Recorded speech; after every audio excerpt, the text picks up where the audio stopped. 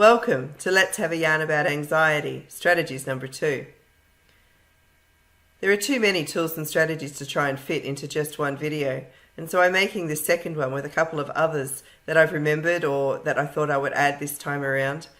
And we are always learning new tools and finding new strategies to add to our toolbox in living with anxiety. So as we do so, I will continue to make more videos as we go. For now, let's have a look at these 3 or 4 new ones, or old ones that I've just added onto today, and see if something here might be able to be of assistance to you. Irlen syndrome is a perception processing issue as opposed to an eyesight issue. It relates to the brain's ability to process visual information.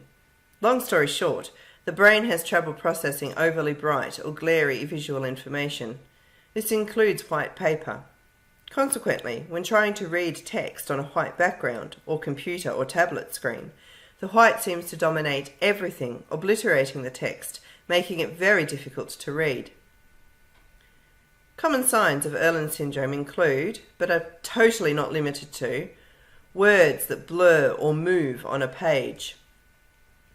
When I was first talking to my son about this, I asked him what happened when he was reading. He told me that he would read one word, and as soon as he'd finished reading that word, the next word, it seemed like it ran away on the page, and that was just the white overtaking the word. Difficulty in tracking or keeping your place while reading. This was one of the key cues for me for my daughter, who also uses Irlen glasses. Headaches, eye strain or fatigue while reading, and needing to reread for understanding. Essentially, it is an overabundance of incoming visual stimuli. It is enough to cause anxiety on its own, let alone in combination with other sensory processing issues. The introduction of Irlen lenses for 2 of my kids has been revolutionary. Not only has it assisted with their reading, but, as our OT explained, it has helped reduce the amount of sensory input trying to be sorted out by their brains, and thus the lenses give the parasympathetic nervous system a better chance of initiating self-regulation. If this sounds like something that could be affecting you or your loved one, I highly recommend that you seek out further information and make an appointment with a qualified Irlen diagnostician.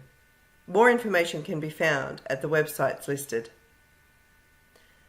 Another great tool related to this that might be worth investigating is a filter for your computer screen. There's a free one available at this website, but I'm sure there are plenty others available too.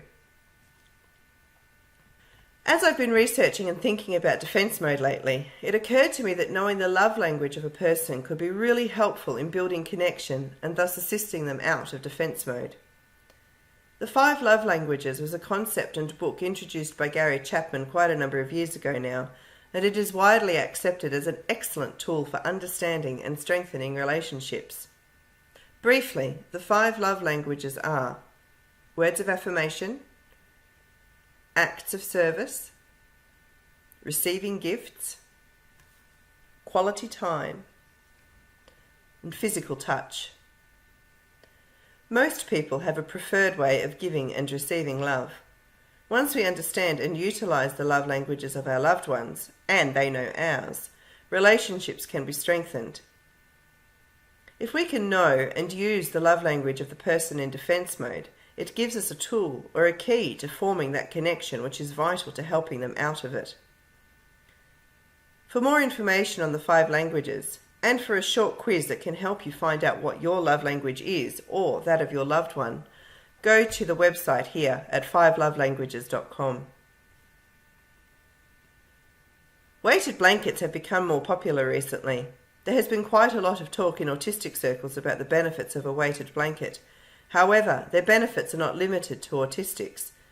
Weighted blankets mimic the pressure of a hug and have been shown to increase serotonin production, thus helping boost mood and allow for greater melatonin production to assist sleep. They also have the potential to help calm the nervous system, decreasing the arousal level of the sympathetic nervous system.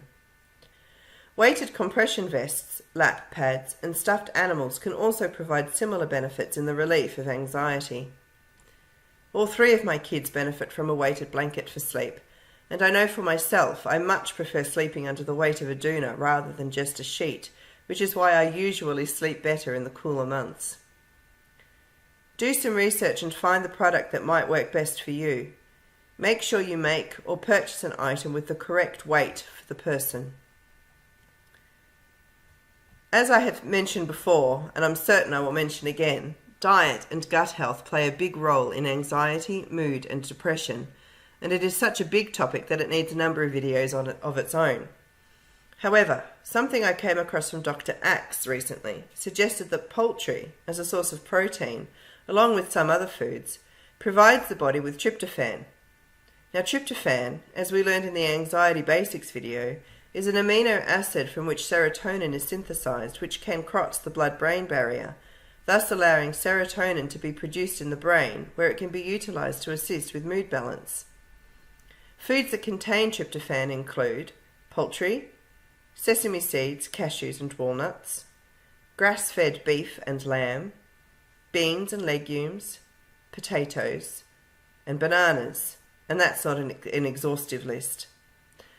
So, ensuring that these foods are part of your diet can be an easy way to provide the body with what it needs to produce serotonin and thus boost your mood.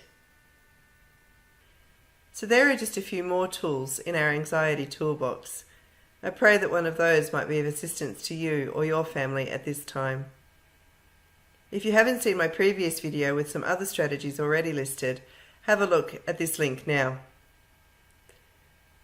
As I said before, as we find new tools and learn new strategies, I will continue to make more videos, so be on the lookout for them. I look forward to seeing you then.